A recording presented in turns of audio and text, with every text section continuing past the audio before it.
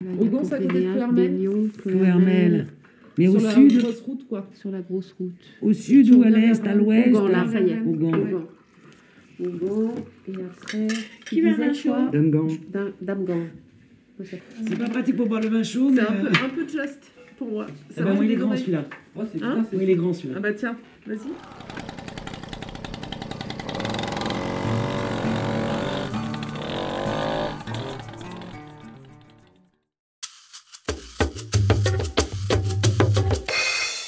Je vous propose d'inaugurer un nouveau format de vidéo sous forme d'interview. Nous allons aller à la rencontre de personnes, comme vous, qui ont un projet de film documentaire, souvent le premier film.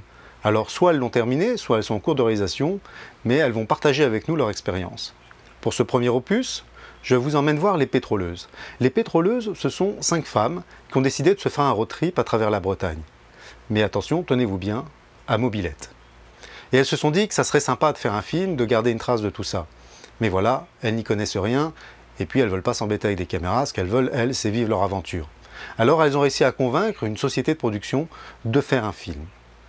Sans plus attendre, nous allons retrouver Mylène, l'une des pétroleuses, et Frédéric, pour la société de production Les Films de l'autre côté.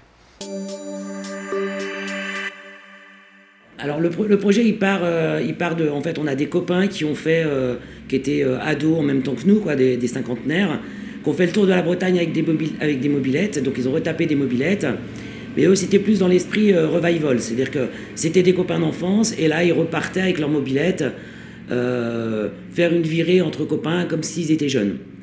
Et voilà, ils nous ont décrit un petit peu ce qui s'est passé, ils nous ont raconté leur voyage, et nous on a tous trouvé ça super.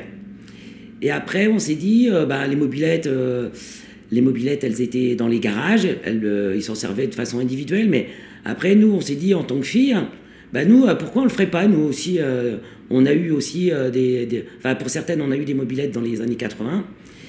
Et puis, au fur et à mesure qu'on en discutait avec donc 4 copines d'abord, une 5e après, le fait qu'on soit des femmes, ça nous a posé plein de questions. Et dans un deuxième temps, le film documentaire est arrivé. L'envie de faire un film documentaire pour garder une trace en fait de cette aventure. Ouais, ce serait aussi un objet, peut-être pas militant, mais en tout cas un objet pédagogique qui pourrait être proposé à des assos pour dire, les filles, quel que soit votre âge, ou les gars aussi, vous avez un rêve, arrêtez de le rêver, faites-le. Il y a juste à pousser la porte, quoi. C'est à la fois une histoire aussi de rencontre, c'est-à-dire qu'à un moment donné, dans une soirée, moi j'avais cette idée-là, j'en parle, et que du coup, à un moment donné, il y a une adhésion, et c'est un projet sérieux du coup, mais c'est quand même un projet de potes. C'est-à-dire qu'à un moment donné, tout le monde ne se connaît pas dans cette aventure, mais il y a quand même des connexions avec des gens qui font qu'à un moment donné, on a envie de faire des choses ensemble, et qu'on sait qu'on va passer des bons moments ensemble aussi, quoi. Et je pense que quand il y a les gens ont déjà cette envie, c'est déjà un projet qui donne une énergie en fait. Et Mylène nous a parlé de son aventure et de son envie d'en faire un film. Et très vite, notre gérant a dit oui, il faut y aller, c'est bien, c'est dans, on va dire, la ligne éditoriale de notre société. Et il a commencé à être sur de la production, à dire ouais, on pourrait faire ci, faire ça. Donc ça a vite pris en fait, quoi.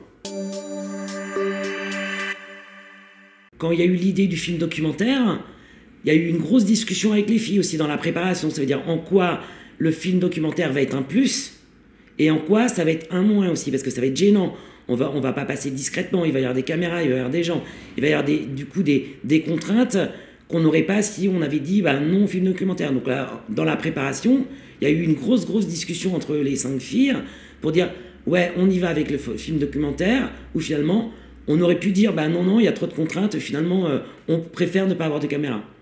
Du coup, nous, ce qu'on a fait sur leur premier atelier de mécanique, où elles découvraient les mobylettes, on est allé filmer en fait, pour que les filles aussi voient comment on peut s'intéresser dans le projet sans le perturber. Enfin, on va le perturber, mais on essaie de le perturber au minimum, quoi.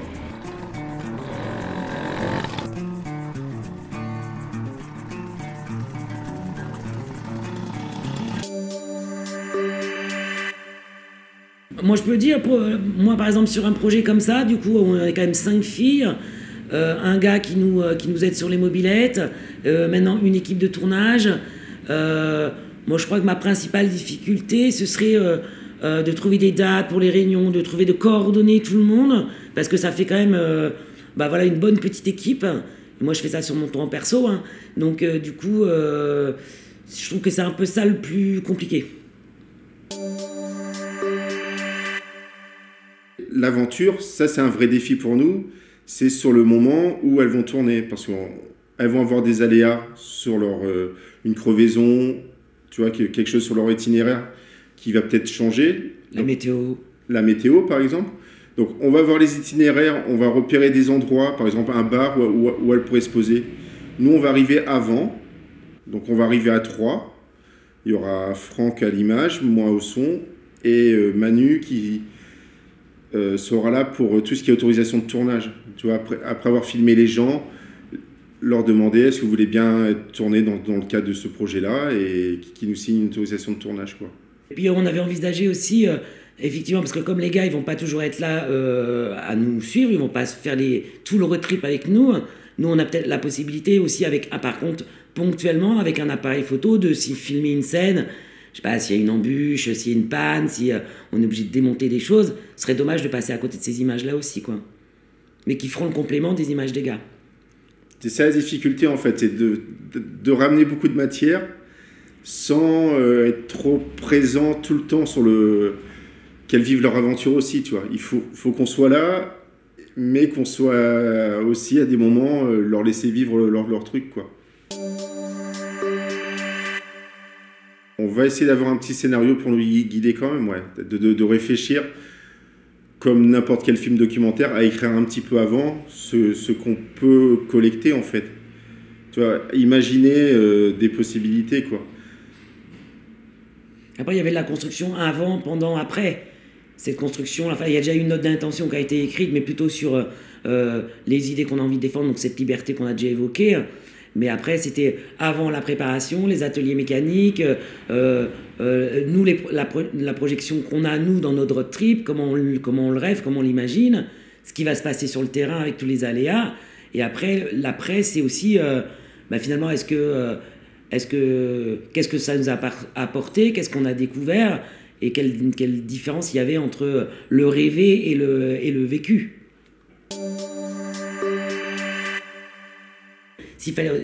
On a estimé le coût du film total, on n'aura pas, nous, les moyens de payer ça. Donc il y a une personne qui va chercher aussi des financements du côté de la Ligue de l'enseignement, des financements publics. Et après, il y a la cagnotte. C'est-à-dire que nous, en fait, en gros, sur notre trip, on est financièrement autonome. On ne demande rien, les mobylettes, on les a, et on prend ça en charge, les pièces mécaniques, l'essence, la bouffe et tout ça. Et après, il y a une cagnotte qui a été faite, justement, puisque, en fait, l'idée que là, les gars, ils acceptent de venir quasiment gratuitement, bénévolement, mais d'un autre côté, du coup, moi, on a monté la cagnotte, pour pouvoir quand même que ça leur coûte pas d'argent. Soit défrayer, en fait, l'essence, et puis les repas, les hébergements. Et après, les films de l'autre côté, ils ont la chance d'avoir le matériel. Donc là, il n'y a pas de coût de location de matériel. Il y a un coût, mais qui n'est pas le coût du marché classique, tu vois. Voilà. Ils s'arrangent pour avoir le matériel à vraiment pas cher, quoi. Donc la cagnotte, c'est beaucoup de défraiement, un peu de matériel, et si possible, mais ça sera dans un dernier temps, si possible, se faire quelques salaires, mais pas du temps passé, en fait.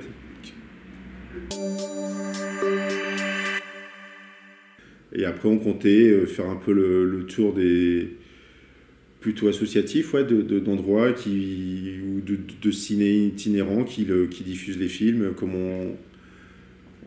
ça nous arrivait d'être spectateur, tu vois, d'endroits où tu peux voir un film, et c'est au chapeau, en fait. Tu vois, on a envie qu'il soit plutôt diffusé. Il n'y a pas un plan média ou le proposer à une chaîne ou quoi que ce soit, quoi. Après, si Arte veut bien du documentaire, on est OK aussi. Hein. On veut bien négocier, ouais.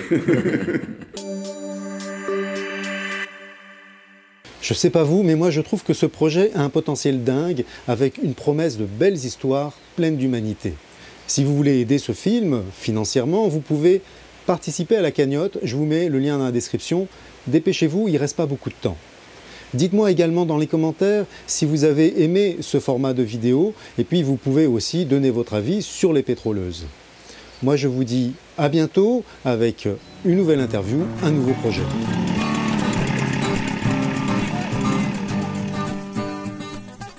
Rejoignez-moi sur le groupe Facebook Documentaire en Herbe, j'y publie du contenu exclusif. Le lien est dans la description. Il y a également un lien pour vous permettre d'accéder à un petit bonus qui devrait vous plaire.